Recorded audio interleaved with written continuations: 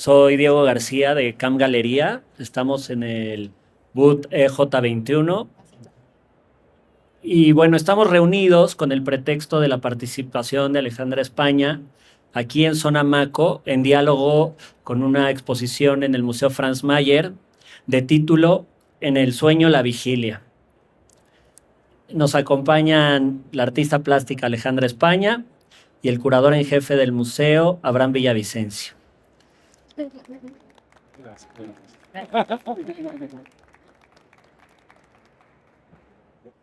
Los temas que se tocarán en esta plática, entre ellos dos, serán el objeto como dispositivo de conocimiento, diseño y artes decorativas, y por último, libro de artista y el coleccionismo. Gracias. Muchísimas gracias, Diego, por la presentación. Muchísimas gracias a todas y a todos por estar aquí reunidos. Abraham, muchas gracias porque eres el culpable de todo esto. Y bueno, eso, platicarles un poquito del proceso que hoy tenemos una inauguración en el Museo Franz Mayer, en el sueño, la vigilia. Muchísimas gracias a la Cam Galería y a Zona Maco, pues aquí estamos todos presentes. Y ese diálogo inició en Zona Maco, vale la pena mencionarlo.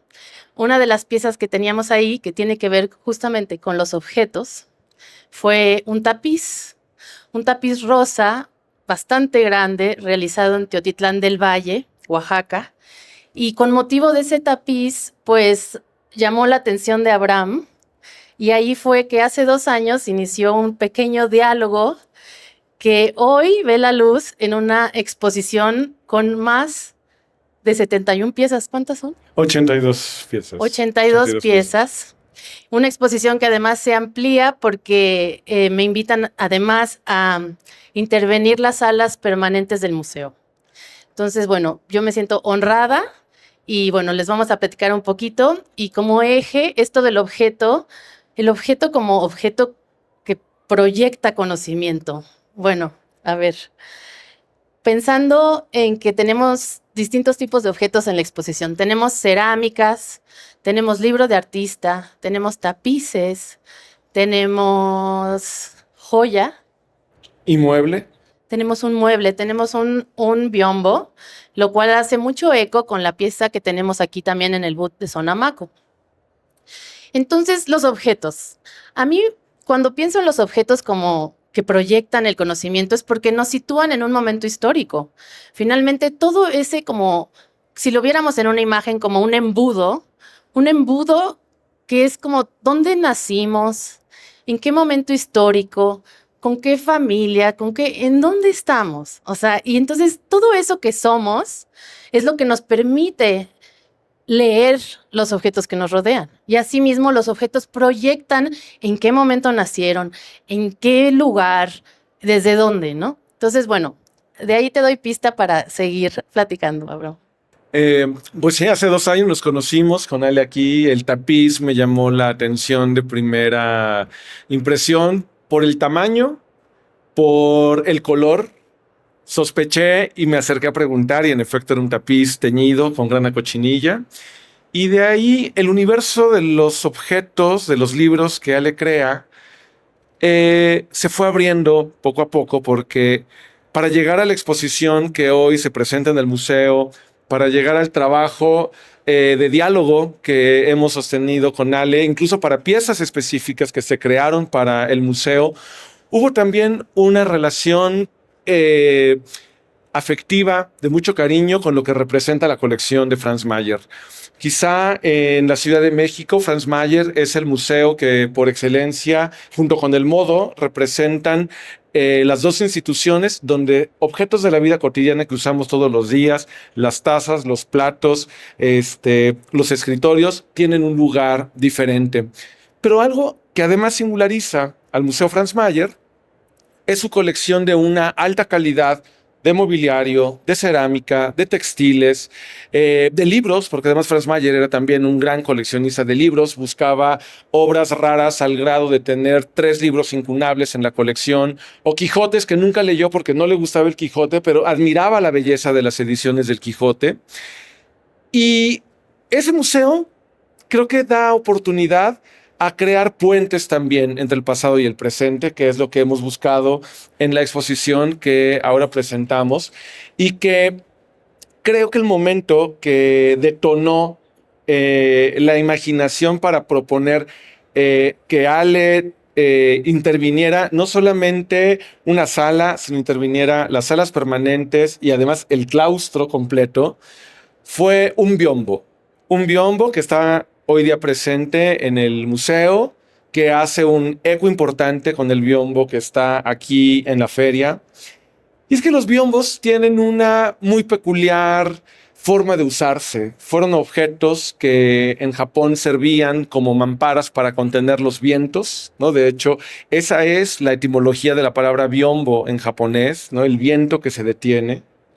Y que se convirtieron en pantallas sobre las cuales se contaban historias que a modo de ver el paisaje y la naturaleza eran allí una proyección de la naturaleza reinventada por la mente humana.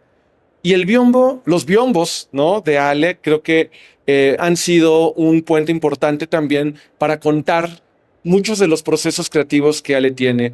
Si algo ha sido muy bonito y fascinante de poder ir conversando, ha sido, primero, su fascinación también por los mitos, por las historias antiguas, que se despliegan en sus libros, se despliegan en las cerámicas, pero que también cuenta ella con mucho sentir al momento de hablar de los seres que ella va creando, de cómo cada uno de los animales que habitan las distintas obras, tanto las del museo como las de aquí la feria, y que de esa manera se creaba un puente muy orgánico entre la tradición antigua de los biombos, la reinvención de los biombos, y Franz Mayer además tuvo un muy particular interés en coleccionar biombos.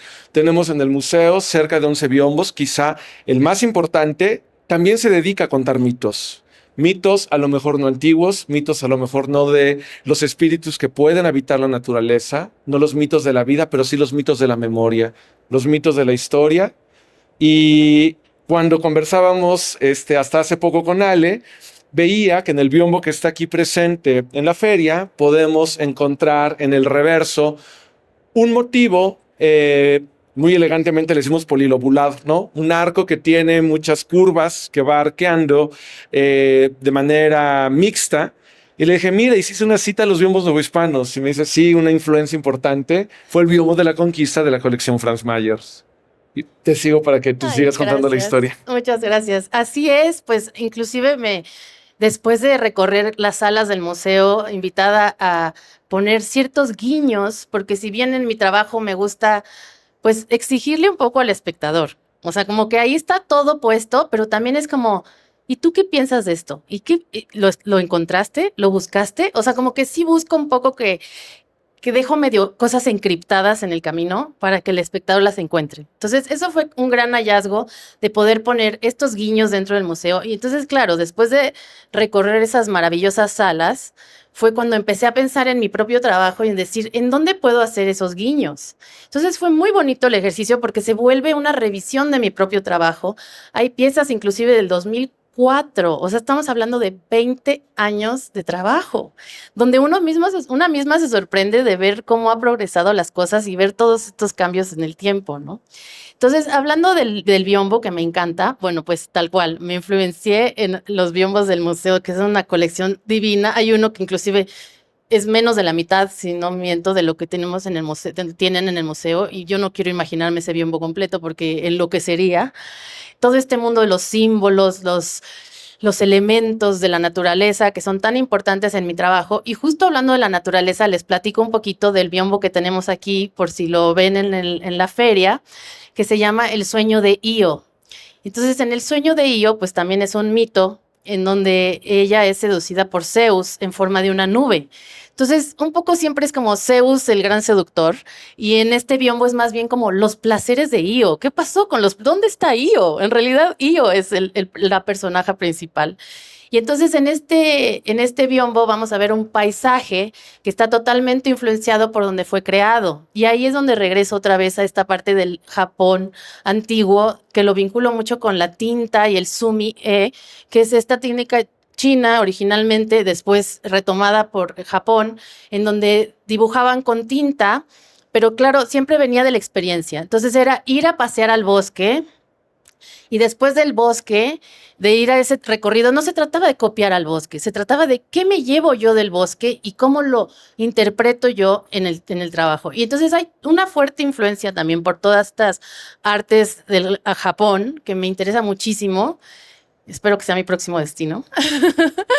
y, y como de mucho, no es de la representación, no es un juego de representación, es un juego del sentimiento, de la emoción, de estar presente, de estar vivo. Y esa era una de las frases que seguía constantemente en mi cabeza con el museo. O sea, yo quisiera que cuando vayan a la exposición del Franz Mayer, en el sueño, la vigilia, esa sea la frase, estar presente, ¿en dónde estoy yo? ¿Desde dónde veo? ¿Cómo encuentro las cosas? Y entonces, para hacer ese biombo, pues yo, con muchísima ayuda de la CAM, sin duda, hemos hecho un gran trabajo juntos. Pude ir a la residencia Cobertizo, que ha sido uno de los mejores regalos de mi vida, o sea, de verdad un tesoro. Y en la residencia Cobertizo, que es un lugar idílico en Jilotepec, pues era hacer esos recorridos por el bosque. Enfrente de mi estudio había un lago rodeado de aves y naturaleza, ¿qué digo yo? Entonces ese biombo nació ahí. Todas las piezas que vemos aquí en Zona Maco nacieron en la residencia en Cobertizo, que fue en octubre. Entonces, bueno, también les invito a que se den una vuelta allá cuando haya Opens Studio, porque es un agasajo, un deleite, y que mucho de lo que está aquí pues se gestó ahí, ¿no? Desde la experiencia. ¿Cuán importante es la experiencia? Bueno, ¿y cuál era nuestro eje? Siguiente eje. Pues las artes decorativas, hablar sobre ello, pero creo que nos interesa a todos hablar de esta charla que tienen los objetos de Ale con la colección permanente, ¿no? Entonces, cómo el lenguaje que hay en el arte contemporáneo, con estas artes decorativas, y cómo ha ido evolucionando esta relación. Solo quiero mencionar, qué padre que te llamó la atención la grana cochinilla, porque para mí era muy importante trabajar también con pigmentos naturales en el taller 8 de Alberto Ruiz, y mira, eso fue lo que te llamó la atención. Te cedo la palabra, por favor. Que además también en el museo tenemos una colección importantísima, una de las más grandes de arte popular, la colección de Ruth Lechuga, que ella fue una migrante austriaca, llega a México en los años 30, después de la invasión nazi a Viena, y en México encuentra una sociedad muy distinta a la nuestra, donde las comunidades indígenas también se encontraban en una situación muy diferente. Fue de las primeras mujeres médicas del país y gracias a su trabajo como médica y a que fumaba y regalaba cigarros, se abrió camino en muchas comunidades herméticas que difícilmente le hubieran abierto la puerta. Y Ruth Lechuga se convirtió, con el paso del tiempo, en una de las principales impulsoras, promotoras del arte popular. Y ya cuando ella estaba mayor, decide que con la venta de sus departamentos se fundara en el museo un centro de estudios y dona toda su colección al museo. Y como van a quedar ahora unos tapices de Ale, será en diálogo exactamente con las ventanitas que tenemos donde vamos rotando partes de la colección de Ruth Lechuga.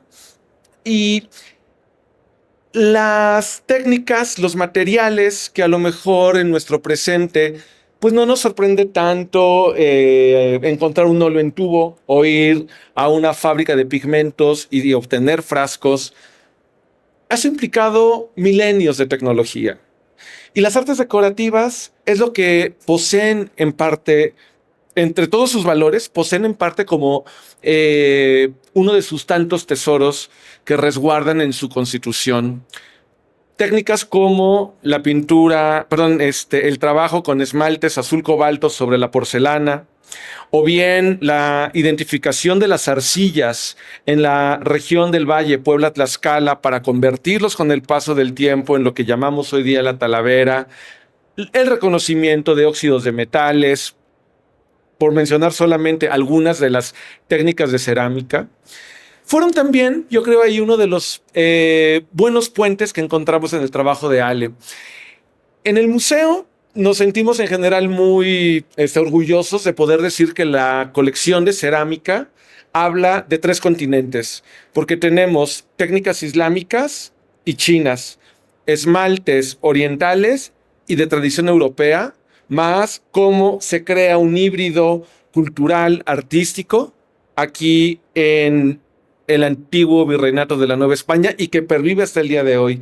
Y que la loza poblana, la loza de Guanajuato, pero especialmente la poblana, prácticamente mantiene viva una tradición de alfarería de hace 1200 años y de esmaltes de por lo menos 1000. Cuando vi las piezas de cerámica, que hay algunas que están pasando ahorita aquí en la proyección, es el biombo ese del que hablábamos hace rato, el biombo que un poco es el origen de la exposición que hoy encontramos en el museo, ahorita aparecerán las piezas. Notaba una manera muy diferente de reinterpretar también las tradiciones cerámicas.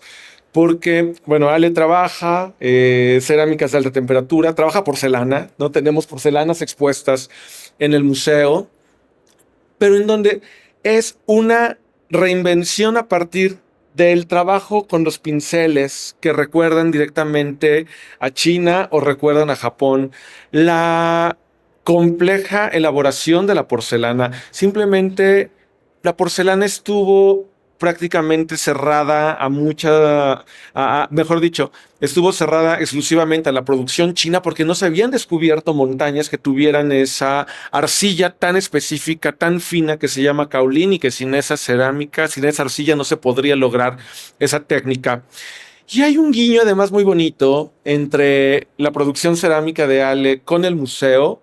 Yo creo que en 2 aspectos más que quisiera mencionar. Primero, los textiles.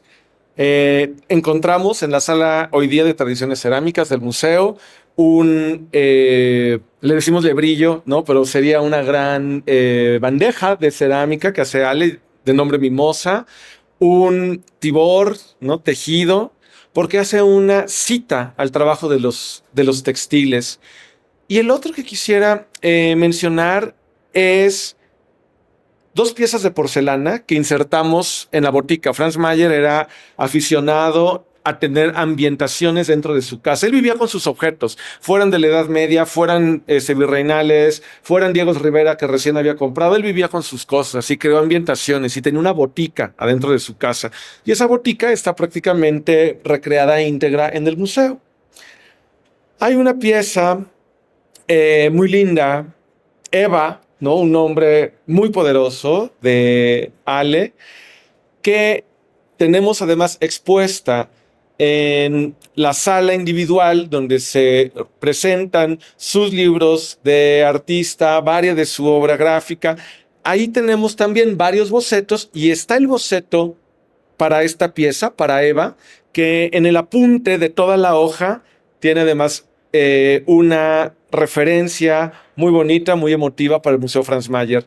Hace 4 años, la primera exposición que abrimos inmediatamente cuando se pudo después de la pandemia fue una muestra de Alexander Girard, un diseñador prolifiquísimo que en Estados Unidos especialmente se dedicó a diseñar telas. Y en ese boceto donde está el estudio para Eva, la pieza de porcelana que está en la botica, está el apunte de Ale de cuando visitó la muestra de Alexander Girard en el Franz Mayer. Increíble, la verdad. ¿Quién diría que cómo yo iba a imaginar que después de ver tan increíble exposición de Alexander Girard, que me movió muchísimo, o sea, porque tenía muchísimas esculturas en madera, muy lúdico, hablando como de arte moderno, estas figuritas un poco como de la familia de las marionetas de Paul Klee, no sé si las conocen, como hechas casi con lo que hay, y estas caritas tan modernas, tan bonitas, y entonces ese estudio y quedó integrado en la muestra. Entonces Si van a la botica, tienen que encontrar a Eva. Si van en cada sala hay cosas que encontrar. Hay un par que yo quisiera aunar. Una es el cocodrilo, que el cocodrilo da la bienvenida a la muestra. Justo está al lado de las vitrinas de la colección Lechuga.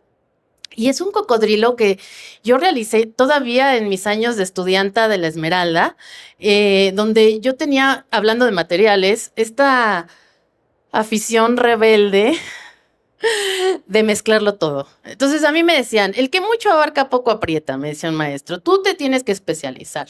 Yo decía, sí, pero luego, ¿no? O sea, tengo 24 años, estoy aprendiendo, quiero aprenderlo todo. Entonces yo me metía al barro, a grabado, a escultura monumental, a video, todo experimenté. Y claro, entonces en la clase de gráfica yo quería hacer grabado, pero en barro. En la clase de dibujo yo quería hacer dibujo, pero tridimensional.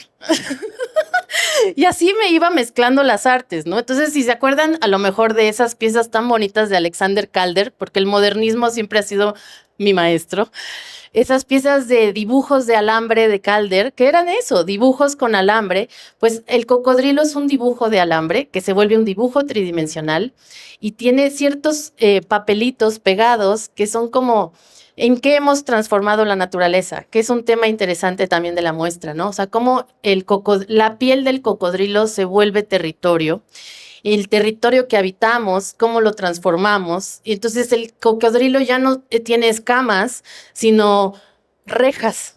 Entonces son unas rejas que según la fotografía o el dibujo, como tú te pongas, parecen escamas, pero son rejas. ¿No? Entonces esta transformación del territorio, que fue muy bonito porque esta pieza para incluirla en el museo yo la restauré, porque bueno, es una pieza del 2006, y yo todavía le digo a Abraham, mide como 1,20 m. Cuando la voy a recolectar a la casa de la coleccionista, 2 metros de cocodrilo. Y yo, ay, mamá. Y ahí voy con mis 2 metros de cocodrilo en el coche al estudio para restaurarlo. No estaba yo el 31 de diciembre restaurando a Zipacli, que Zipacli es el primer día del año en el calendario azteca. Entonces, eso fue como algo muy mágico, muy místico, muy bonito, pensar en el cocodrilo como territorio y además en esta búsqueda por los símbolos, los signos y estas cosmogonías de cómo dotamos de sentido al mundo, cómo nos situamos donde estamos, los mitos creacionistas. Pues el cocodrilo al final es tan sagrado y aparecen tantos mitos creacionistas y culturas como la egipcia también. ¿Por qué? Porque es una criatura muy primitiva, muy del origen y porque habita en el pantano. Y el pantano es el agua y la tierra, entre el agua y la tierra, pero el agua es reflejo del cielo. Entonces ahí es donde también se vuelve una criatura muy mística, ¿no? Esa es una de las piezas que les van a dar la bienvenida. Y la otra, con la que a lo mejor podríamos cerrar, que es los libros de artista, es un libro de artista que también fue mi tesis de titulación en la Esmeralda. Yo tuve una exposición, participé para tener una muestra en la sala principal de la galería, en la galería principal de la Esmeralda. Obtengo por proyecto la sala y coincidió con que era mi salida de la escuela, o sea, ya era lo último, y fue una especie como también de revisión de los últimos 5 años de mi vida, ¿qué fueron? Y ahí estaban, y acabó la exposición y yo decía, no, pues qué padre, se llamaba Uti non abuti, del latín, que también tiene que ver mucho con esto de las nomenclaturas, con los naturalistas, con cómo nombramos al mundo, y Uti non abuti quiere decir use pero no abuse. Entonces yo decía, pues está padre y todo, pero la naturaleza, y decía, pero para mí no es suficiente. La exposición, si no hay un registro, que otra vez se vuelve como objeto y colección, se va en el aire y se queda como una memoria y a lo mejor fotografías que ya ni imprimimos. Y entonces yo dije, no, yo quiero hacer un libro. Y entonces ahí fue que me puse a la tarea de hacer un libro, que me tardé 2 años en hacerlo. Hacer libros es lo más complicado que hay en el mundo. Y ese libro de la exposición se llama Uti non abuti y de un lado es un collage inmenso que si se extiende todo, no, yo creo que mide como 8 metros y del otro lado es todo el texto de la titulación, pues que fue así como un prólogo, un índice, agradecimientos y toda mi inquietud desde ese tiempo. Digo, a mí me gustaría casi que editarlo hoy día porque en su momento nos enseñaban muchísimos autores masculinos.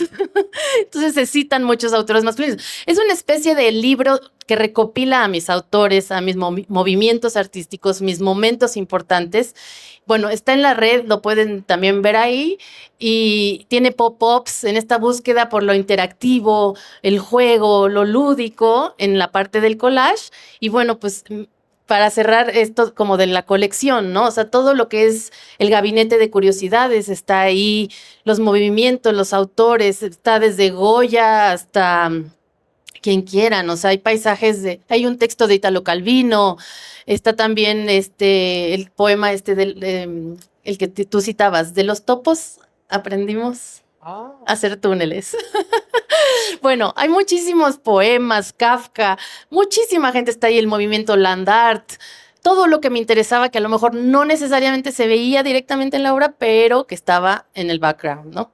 ¿Y dónde quedó situado? Eso es lo importante. Ese libro quedó en una sala que llamamos el Gabinete Científico, porque entre muchos de los intereses de Franz Mayer no solo le gustaba el arte, le gustaban también los libros y le gustaban los instrumentos de medición, le gustaba la tecnología.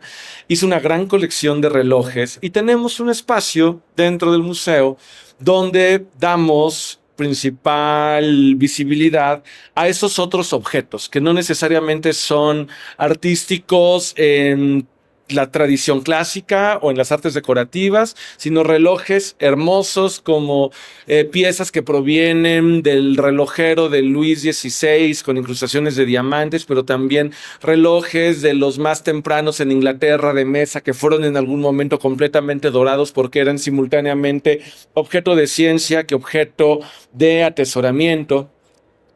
Y enfrente de donde está hoy Utinona Buti tenemos quizá del mobiliario europeo, la pieza maestra de la colección. Lo llamamos de cariño en el museo, la papelera alemana. Es una gran escribanía que es un gabinete. Eran muebles que se hicieron en el siglo XVII, casi siempre como regalos muy finos. El que tenemos, pues ya imaginarán, está hecho con 5 maderas, una de ellas americana, con una madera brasileña que se llama amaranto. Es decir, ya desde los puros materiales notamos que hay un esfuerzo porque sea una pieza lujosa, cubierto con carey, madreperla, aplicaciones de plata, tiene un reloj en la parte superior y todo ese mueble es un pequeño palacio. Uno lo ve de frente y tiene una especie de ajedrez que hace las veces del piso de una sala de ingreso al palacio, un vestíbulo de palacio. Uno abre la puertita y hay puertas internas donde están los secretos. Todo por fuera parece también un templo, ¿no? Se cree que posiblemente fue regalo para un príncipe católico del sur de Alemania, porque era una pieza ostentosísima. Y se les llamaba gabinetes. Porque ese tipo de muebles lleno de puertecitas, como un pequeño edificio arquitectónico en miniatura, fue, por decirlo de algún modo, la síntesis física de espacios, de cámaras muy grandes que hubo en casas de familias muy ricas europeas, en universidades, incluso en algunos conventos, que así se llamaban, las Wunderkammer, las cámaras de maravillas, las cámaras de curiosidades, y que de esas Wunderkammer, además, deviene el origen del buceo.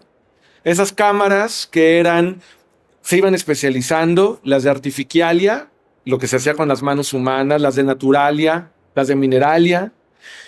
Y es muy bonito el puente que se crea en esa sala porque tenemos ese recordatorio de cómo nacieron los museos, convertido en un mueble útil para guardar objetos valiosos. Y enfrente encontrar un biombo miniatura, un libro desplegado, donde está también una cámara de maravillas, que es la memoria de las influencias que contribuyeron al desarrollo artístico de Ale, y que no solo está Utinona Buti, sino en la parte superior hay un mapa, el zoológico de Ale, dialogando con un mapa de la propia colección Franz Mayer. Además es un juego que quedó muy lindo, porque uno entra a la sala y en el Utinona Buti encontramos un plano celeste, donde están las constelaciones dibujadas, que eran muy útiles para los marinos. Arriba está el zoológico de Ale, que es un mapa que crea a partir de las composiciones de los mapas antiguos, donde está desdoblado el mundo en dos grandes circunferencias, donde están presentes los astros y donde hace una referencia al mundo natural, que es, pues, como hemos escuchado, una de sus fundamentales influencias y principios para la creación artística. Y al ladito tenemos presente un mapa de la propia colección Franz Mayer, que ya estaba ahí y que dijimos, ¿por qué ese mapa tiene que estar aquí? Zoológico, y bueno, retiramos otro que pues no venía tanto al caso, pero queda ahí en ese pequeño espacio, creo muy bien mapeada, varios de los procesos de investigación, varios de los intereses, varias de las inquietudes, al que únicamente me atrevería a agregar una cosita más, la sombra, ¿no? La sombra, que ahora que Ale volvía sobre Zipacli, sobre ese cocodrilo, un efecto muy importante es cómo le da la luz, cómo se proyecta sobre el muro, y cómo crea una expansión, porque no solo es la obra física, sino lo que proyecta, y que estas sombras han acompañado también al trabajo de Ale en los biombos, en las serigrafías, en los textiles, en muchas otras de las técnicas que aborda en la cerámica, una pecera fabulosa que está en diálogo con piezas chinas, donde todo se presenta a manera de sombras y que creo que es algo de lo más sugerente, porque la sombra nos invita a pensar, pero no nos termina de decir qué es. Ay, qué bonito. Muchas gracias, Abraham. Pues sí, tal cual, las sombras y lo que proyectamos, algo que cuestionarnos, algo de lo cual estar presentes, desde dónde nos situamos, qué nos proyecta la luz y cuál es la sombra que dejamos a nuestro paso. Me encanta. Me recuerda a la danza Buto, de la cual también hay algo por ahí en mi historia. Y bueno, no sé si cómo estamos de tiempo, si queremos platicar más, si hay algunas preguntas del auditorio. Pues sí, más bien si tienen alguna duda, alguna pregunta para Abraham, para Ale.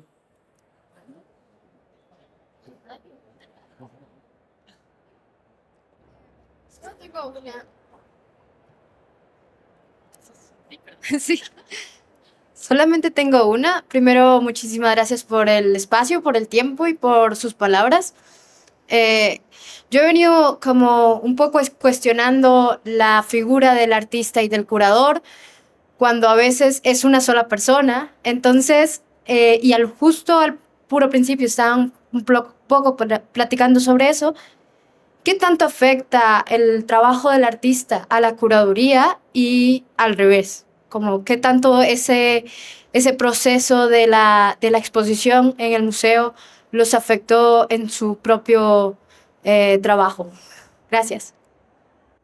¿Empiezo? Bueno, desde mi lado de la cancha, que es una cancha sin línea divisoria, eso es lo que podría decir. Ha sido un trabajo muy afectivo. Fíjate, yo creo que depende mucho en qué lugar, en qué momento, qué circunstancia y la persona con la que estás dialogando directamente. En esta exposición, en este caso, yo creo que ha sido un diálogo profundamente abierto, casi una simbiosis, o sea, ha sido como muy acertado el acercamiento, inclusive la exposición cuando creció, porque solo estaba primero nada más estaba programada para el claustro, donde también hay mural inclusive, esto de las sombras. Primero solo estaba proyectada ahí y de repente cuando se abrieron las puertas de la permanente fue que realmente empezó como muchísimo más trabajo en donde qué vamos a situar en dónde, hacer estos recorridos juntos. Bueno, recorrer el museo con Abraham es una exquisitez porque cada elemento y objeto por el que pasas oculta una historia y él se la sabe. Entonces, esa delicia de contar con todo este saber y esa aproximación sensible a los objetos y a la colección en sí, bueno, ha sido para mí un tesoro y ha hecho que el diálogo sea muy fluido, que realmente de repente yo le diga, oye, Abraham, ¿y qué piensas si metemos estas otras cerámicas? Y que él me diga, tráetelas y vemos. Y que me diga, no puedo sacar ninguna. Entonces ha sido muy exquisito. En esta ocasión ha sido muy delicioso. Ahora sí, más allá del curador, el museo, pues sí, es increíble trabajar con museo. Es mi primera exposición individual en un museo y es maravilloso, pero sí hay una serie de protocolos increíbles que uno no se imagina y que son como como que son o tus entradas o tus salidas, ¿no? O sea, tú tienes que encontrar cómo trabajar desde ahí, lo cual siempre es muy interesante y muy bueno, pero esa es otra historia, ¿no? Pero es muy padre. Trabajar con un museo ha sido un reto. Ha sido un reto porque son muchísimos temas que ni uno se imagina, desde el seguro de las obras, millones de cosas, protocolos al final de seguridad y que están muy bien, pero que uno no se los imagina. Pero más allá de eso, trabajar con el curador, con Abraham, ha sido una delicia y hemos tenido, creo que, un diálogo súper cómodo, en realidad. Gracias. Sí, yo me atrevería a decir eso. Cada relación artista-curador es muy diferente. Porque a pesar de que seas la misma persona, cuando conoces el mundo de tu contraparte, ¿no? Desde donde estés, desde la posición de artista, desde la posición de la curaduría, te vas a enfrentar a un mundo muy distinto.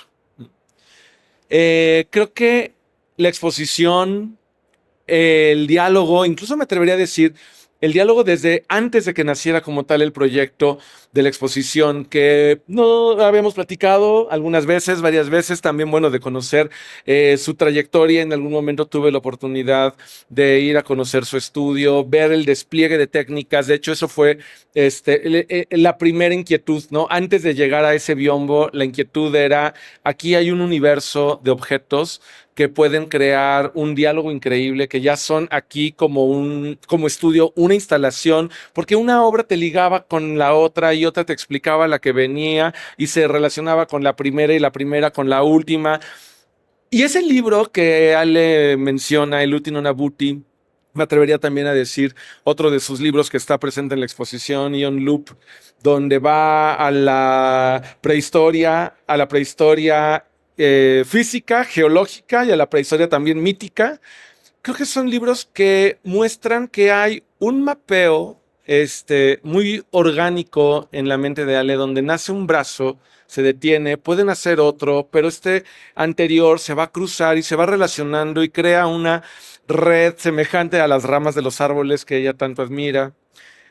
Y el proceso de curaduría era conocerla. No solo conocer su obra, ya su obra me había atrapado. Eso ya había ocurrido. Ya había ocurrido con el tapete teñido, ya había ocurrido en la visita a su estudio, ya había ocurrido con el biombo. Pero entonces era conocerla. Porque si algo me ha emocionado todas las veces que he podido colaborar con artistas de nuestro tiempo, es cómo piensan y cómo piensan para vaciar, transformar todas las inquietudes intelectuales, emocionales, corporales en obras. Creo que salvo una vez, que es la única colaboración fallida, por supuesto, de la que me arrepiento en mi vida, fue de una obra que no estaba yo del todo convencido, el tema me parecía interesante. Estaba también con muchos años menos y eso también lo hace a veces a uno más ingenuo, ¿no? Y uno cree que salen las cosas, pero no, creo que algo que ha sido, como decía Ale, un diálogo, sin una cancha sin raya en medio, sino ver cómo contamos entonces la historia, cómo damos la vuelta a ese hilo de lana para que salga el tejido completo y que las piezas que queríamos estuvieran y que las intervenciones se lograran y que todo el claustro del museo quedara intervenido. Un ejemplo muy lindo, cuando estábamos visitando a un estudio de Paint Lab, que muy generosamente financió las pinturas para los murales. La idea original era blanco y negro, murales blanco y negro como las sombras. Se convirtieron en animales de colores, pero además eso, ver a Ale experimentar con los colores, ver su gusto por los materiales, todo eso era algo que teníamos que ir traduciendo poco a poco en palabras, teníamos que ir dándole sentido, que cuando nos llegaban las obras que me decía, que les contaba, ¿no? Pues traje eso, pues no voy a sacar ninguna, o sea, ¿qué hago, no? Pues entonces teníamos que ir encontrando ingeniosamente el modo también de que tuviera sentido, ¿no? Y creo que particularmente el trabajo para esta exposición fue tete a tete, ¿no? Creo que no habría sido posible también sin todo lo que pudimos platicar, lo que pudimos compartir. Y que creo que en eso la exposición es también de ello una muestra, la muestra de una bonita relación colaborativa que se ha convertido en una bonita amistad y que creo que en ese sentido pues fluye de una manera muy orgánica. Eso, muy acompañada y afectiva también. ¿Se volvió afectiva? Por ahí hay uno, parece. Toma.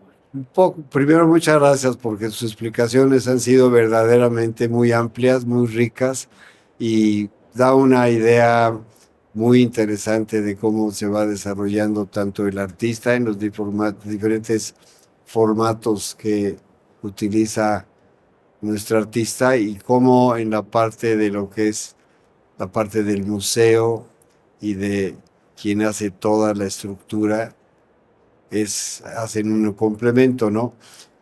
Me, me interesaría también como complemento a la pregunta que recién hicieron, que refleja la relación curador-artista, como una entidad que es realmente una galería ubica o cómo es que el museo la ubica y participa en un evento como en el que está participando ahora apoyando al artista y haciendo la sinergia necesaria con un museo de la categoría del Franz Mayer, que es un museo que tiene un reconocimiento internacional ya muy, muy interesante, ¿no? Muy amplio.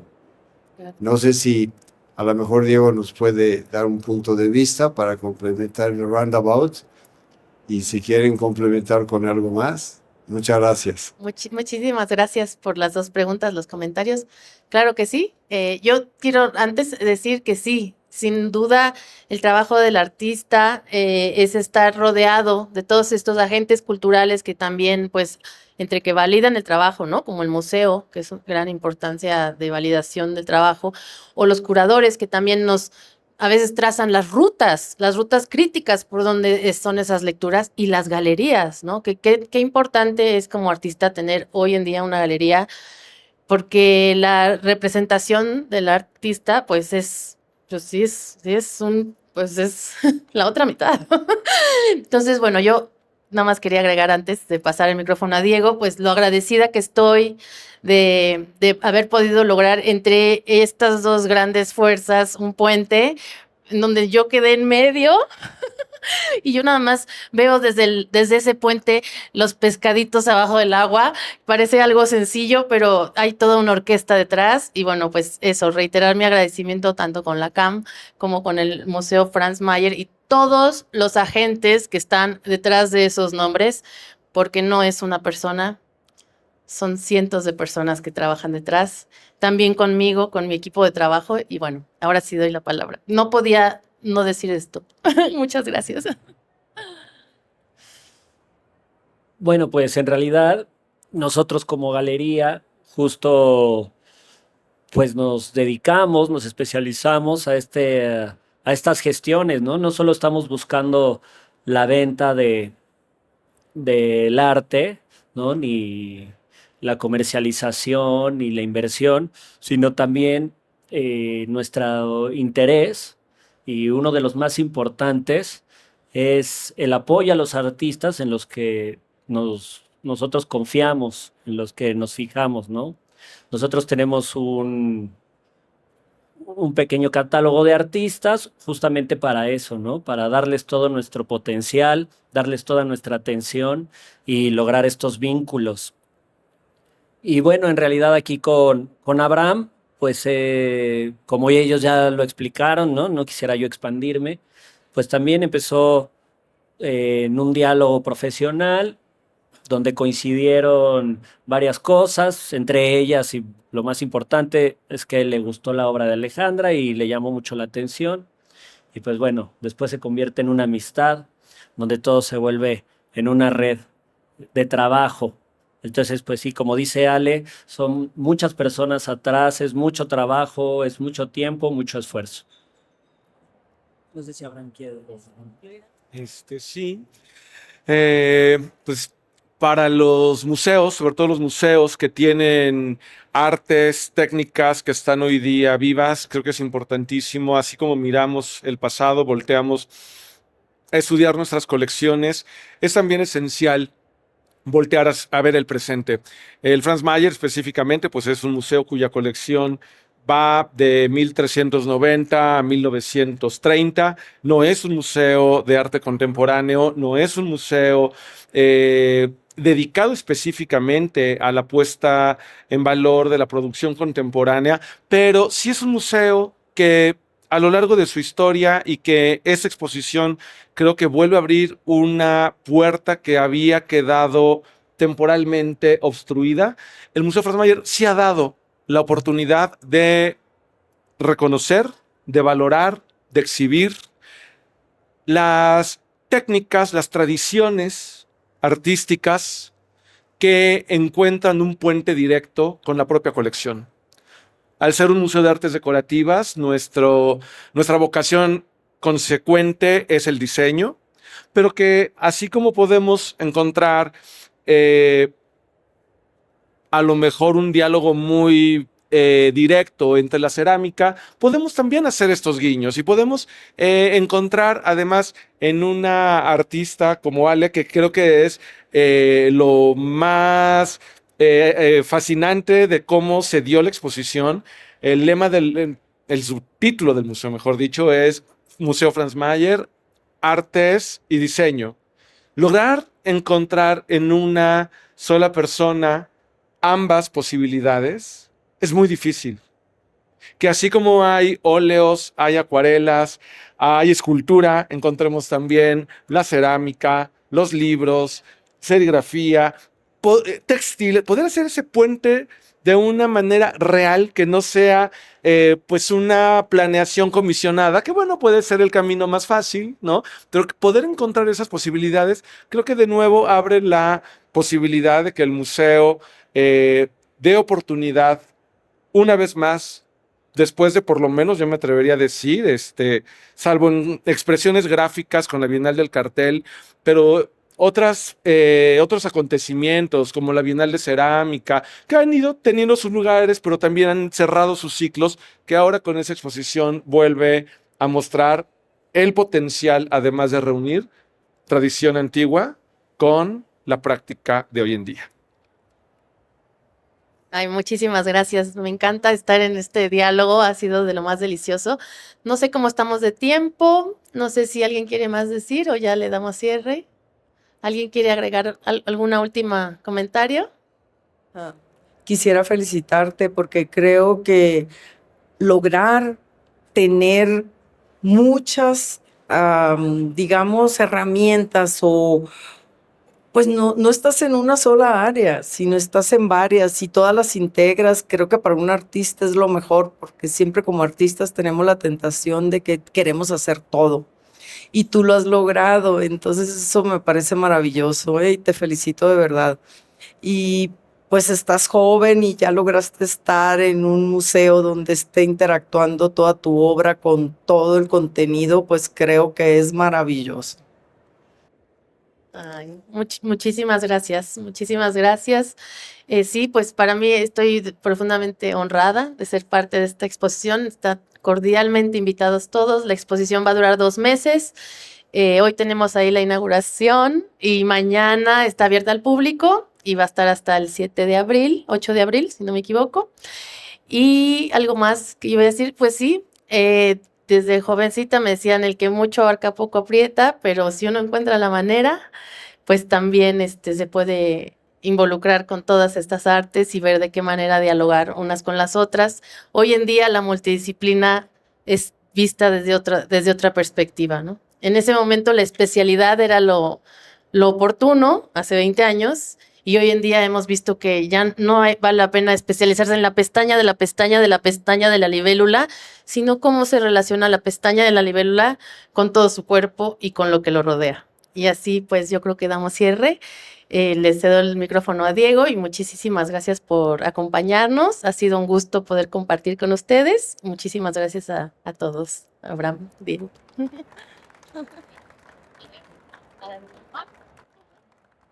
No, pues muchas gracias por asistir y que sigan disfrutando de la feria.